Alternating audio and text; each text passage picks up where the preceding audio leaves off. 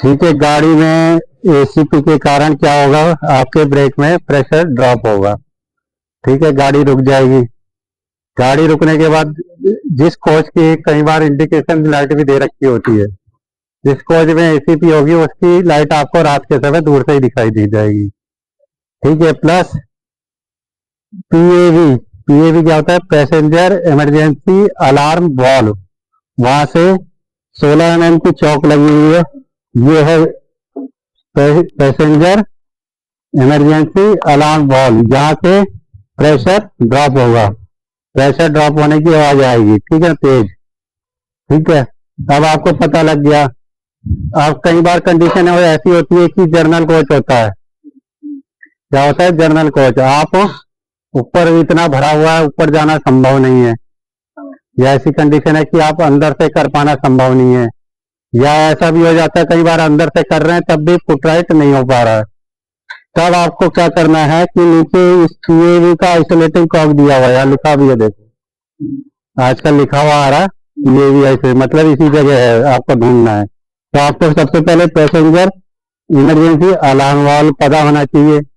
अब ये आपको मिल गया alarm valve, passenger emergency alarm valve, PEAV. अब इसी के पाइप से जुड़ा हुआ एक आइसोलेटिंग कॉक आएगा, अंदर की तरफ जाएंगे तो ये जो देखो ये कॉक है, ये पाइप से पैरेलल है, मतलब ये अभी खुला हुआ है, तो यानी प्रेशर इसमें आएगा। क्या कहते हैं, चेन खींचने के बाद यहाँ से प्रेशर ड्रॉप होना शुरू हो जाएगा। ठीक है, अब इसको हम घुमा देंगे। घुमाने के बाद क्या हो जाएगा, इसको हम बंद कर दिया, इसको आइसोलेट कर दिया। ठीक है, अब यहाँ से कोई जो है इस कोच से कोई दोबारा चेन खींचेगा तो एसीपी नहीं होगी, alarm chain pulling, alarm chain pulling जो है नहीं होगी। अब आपकी ड्यूटी क्या बनती है ऐसी स्थिति में कि आप अपने जो है डिप्टी कोचिंग को सूचित कर दें कि ये वो है। अगर किसी यात्री ने करी है तो ये कोच नंबर है, और किसी यात्री सेक्शन का नाम क्या है, किलोमीटर नंबर क्या है, वो सब, और किस किस यात्री ने करी है, किस यात्री ने खींची है चेन, उसका नाम, फोन नंबर, उसका जो टिकट नंबर है वो। ठीक है, वो सब आपको नोट कर लेना है, एक मेमो ही बना लेना है एसीपी का। ठीक है, अगले रुकने वाले स्टेशन पे आरपीएफ को सुपुर्द कर देना है वो मेमो, उससे वो भी कर लेना। तो ये आपको सूचित करना, और पूरे रास्ते में नजर रखनी है इस प्रभावित कोच पे जिसको आपने आइसोलेट किया है, क्योंकि इस कोच में यदि कोई दुर्घटना हो गई, कोई आग वाग लग गई, तो कोई जो है वहां से खींच नहीं पाएगा और गाड़ी रुक नहीं पाएगी। खींचेगा तो भी एसीपी नहीं होगी। अगर आप यहाँ से आइसोलेट कर रहे हैं तो ये आपकी ड्यूटी है कि पूरे रास्ते में आपको इस कोच पे नजर रखनी है। हाँ, अगले टीचर पॉइंट पर अटेंड करेंगे। और अंदर से करने का तरीका आपको पता ही है। अंदर जाएंगे, अंदर जाने के बाद जो है जिस कुप्पे में लाइट जल रही होगी, ठीक है, उसका हैंडल भी नीचे होगा लाल वाला। ठीक है, वहां पर अपना वो एसीपी रिसेट की जगह जो वो दिया होल उसमें लगाएंगे और उसको घुमाएंगे तो वो वापस रिसेट हो, एसीपी